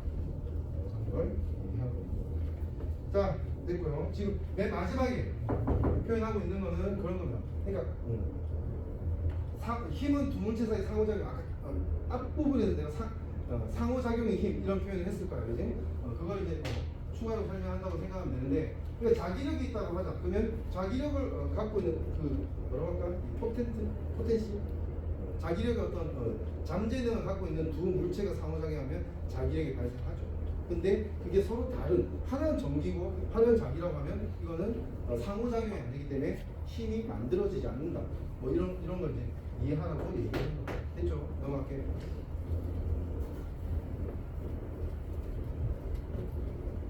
예시가 계속 나옵니다. 자, 작용 반작용 법칙 뭐다? 힘이 있으면 작용이 있다고 하면 그 반작용이 반드시 동시에 따라오게 된다. 크기는 같고 방향은 반대인 힘이 반드시 따라오게 된다고 하는 거고, 그래서 작용과 반작용을 힘의 벡터로 표현하자면 어떻게 돼? 크기는 같고 절대값은 같고 하나는 부호가 마이너스, 그지? 반대 방향으로 표기를 할 수 있다. 예외는 없습니다. 작용 반작용은 이렇게 표현된다는 거 알아두시면 되겠네요. 그죠? 그리고 예시가 나오는데 이거 좀 보자고. 살짝 미묘할 수 있으니까 한번 볼게요. 봐봐. 발이 바닥이 믿니? 발이 바닥을 믿으니? 됐죠? 발이 바닥을 믿. 우리가 걸어갈 수 있는 이유가 뭐냐? 근거가 뭐냐 하는. 자, 걷는다. 내가 몸이 어디로 가고 있어? 걸어가 앞으로 가고 있잖아. 자, 이제 생각해보자. 헷갈릴 수 있어. 자, 그러면 나는 바닥을 어떻게 하고 있는 거야? 어느 쪽을 밀고 있는 거야? 내가 걸어가는 방향? 반대쪽을 밀고 있는 거야. 그지? 내가 이렇게 간다고 하면 바닥은 뭘 어떻게 하고 있는 거야? 나를 가는 방향 쪽을 미는 거야. 그지? 이건 뭐하고 달라? 마찰력하고 달라. 뭐만 알겠니? 구분할 수 있어야 돼. 오케이? 그 다음 물이 노를 미는 힘. 이제 노를 젓는다고 하자. 노를 저으면 결국 어떻게 하는 거야? 내가 하는 행위가 뭐냐면 가만히 있는 물을 뒤로 미는 거야. 그러니까 물이 앞으로 밀어주는 거지. 노를. 무슨 말인지 알지? 그지? 그래서 배가 고달릴 거야. 로켓스소는 원리가 뭐니? 폭발력이라고 표현하는 학생도 있는데 폭발력도 포함됩니다. 근데 근본적으로 로켓은 어떤 원리냐면 질량체가 있는데 그 질량을 뒤쪽으로 던져버리니까 그 남아있는 게 앞으로 나가는 거야. 이게 작용 반작용인 거죠. 무슨 말인지 알겠지? 그래서 로켓은 꼭 공기가 있어야지만 앞으로 나가나? 아니야. 그냥 갖고 있는 거 뒤로 던지면 앞으로 나가게 된다. 진공 상태에서 무조건 나가고. 뭔 말인지 알겠지? 작용 반작용은 그 어떤 우주 공간에서 적용돼야 됩니다. 그렇습니다. 그래서 예를 들어서 이게 화염이 생기지 않는다고 해서 얘가 못 움직이는 거 아닙니다. 가스만 있어도 영화 같은 거 보면 되게 섬세하게 그 착지하는 거, 그지? 화성 착륙하는 착지하는 걸 조정할 때 다 이게 폭발하는 게 아니고 가스 폭발이 아니고 칙칙칙 하면서 이게 조정해서 내려가는 거가 그게 작용 반작용 원리라고 생각합니다. 그다음에 공이 지구를 당기는 얘도 질량체, 얘도 질량체니까 서로 당기는 힘이 있고 힘의 크기를 뭐라고? 지구 쪽이 더 큰 게 아니고 같습니다. 그죠? 이렇게 정리가 되면 되겠습니다. 그리고 마지막. 오늘 이론의 마지막인데요. 요거 한번 볼게요. 앞에서 약간 서술을 던졌는데 어떤 문제가 나오냐면 이런 문제가 나와요. 구분을 하라고 하는 건데 어떤 물체에 힘이 작용하는데 여러 가지 힘이 있을 거야. 그 힘 중에서 작용 반작용인 애를 찾아라. 또는 얘와 얘는 이 물체에 대해서 힘의 평형에 해당한다라고 하는 그 예시를 구분하는 문제가 나와요. 한번 볼게요. 이거 보자고. 지금 천장이 있고 지구 위에 있는 천장에 실이 매달려 있는 축가 있어요. 안 움직이고 있어. 됐죠? 안 움직이고 있어. 얘한테 작용하는 힘 첫 번째가 중력이야. 됐지? 두 번째는 장력이야. 실이 당기는 힘, 장력. 그다음에 네 번째부터 추가 실을 잡아당기는 힘이 있다. 그렇지? 그다음에 뭐냐? 추가 지구를 잡아당기는 힘도 있겠지. 요거는 그지? 이렇게 했단 말이야. 그렇죠? 한번 볼게요. 이렇게 지금 설명하고 있습니다. 헷갈리거든. 기준을 잘 잡아. 여기서 작용과 반작용 관계에 있는 힘은 어떻게 표현하냐면 이해를 해보자. A가 B에, B가 A에라는 형식으로 힘을 작용 두 물체가 반복되어 언급된다. 이게 무슨 뜻이야? 바보가 더 바보에게, 더 바보가 바보에게. 그러니까 힘의 크기는 같은데 서로 대상이 반대가 된 거야. 그러면 이 두 개는 싹 끄집어내면 작용 반작용이에요. 됐나요? 혹시 헷갈리면 이런 그 표현의 틀을 가지고 이제 좀 선택을 해도 돼요. 아시겠죠? 여기서 보면 어떻게 지구가 추를 잡아당기는 거하고 반대로 추가 지구를 잡아당기는 이런 게 이제 작용 반작용이 되는 거예요. 맞지? 아까 만율교잖아. 그지? 공이 지구 당기는 이런 거. 그다음에 이것도 작용 반작용이야. 실이 추가실 맞지? 실이 추가실 이것도 작용 반작용이야. 됐나요? 자 그럼 힘의 평형은 딱 이렇게 질서가 잡혀있지 않으면 헷갈린다고. 그래서 그 비교해서 얘기를 하는 겁니다. A가 B에게 B가 A 작용 반작용. 그지? 그다음에 힘의 평형은 어떻게 판단해야 되냐면 힘의 평형의 기본은 뭐냐면 어떤 한 물체에 서로가 다른 근원의 두 가지 힘이 존재하는데 이 합력이 0일 때 힘의 평형이라고 해요. 됐나요? 한 물체 봐봐. 작용 반작용은 지구가 추가 지구를 힘을 만들어내는 근원이 어디야? 한쪽은 지구고 한쪽은 추야. 무슨 말인지 알지? 서로 다르다고.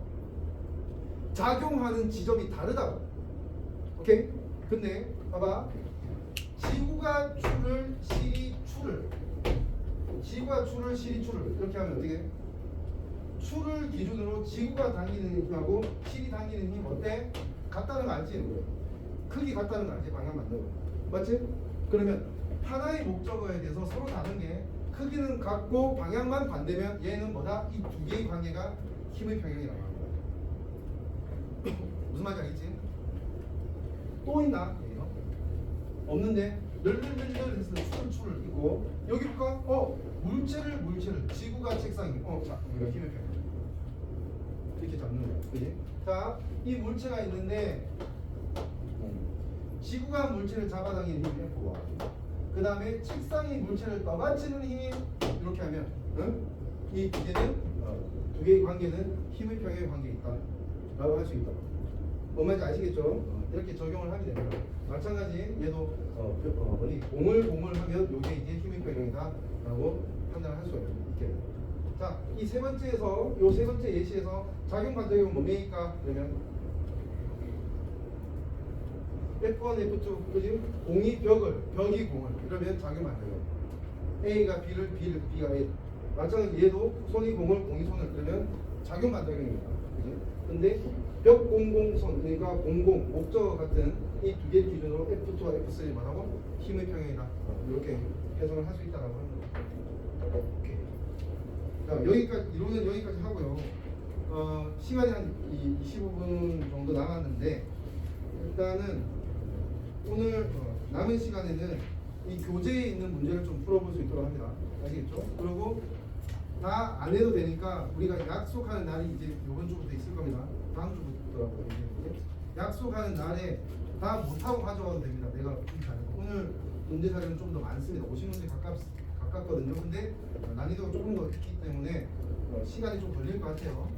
제대로 다 풀고 정리하는 데 시간이 좀 걸릴 것 같은데 요거를 다 못하고 와도 되니까 와서 공부하고 나하고 확인하고 개인적으로 확인하다 보면 지금 우리 학생 개개인의 상황에 대해서 내가 좀 더 제대로 파악을 할 수 있을 거야. 그러면 거기에 맞게 예를 들어서 좀 더 도전하는 문제를 줘야 된다고 하면 그런 자료를 또 더 드릴 거고, 아니면 지금 하고 있는 걸 제대로 해야 된다면 내가 추가 설명이나 문제에 대한 걸 좀 더 강조해서 이제 안내를 해드리고 그렇게 하겠습니다. 아시겠죠? 네. 자, 지금부터는 그 밑에 있던 뭐 개념 바로 확인부터 해서 이쪽 문제 좀 쉽습니다. 저 시작할 수 있도록. 내가 돌아다니면서 요일하고 시간 확정할 거야. 알겠지? 지금 화장실 가거나 물 마시고 싶은 학생들 그렇게 하면 돼.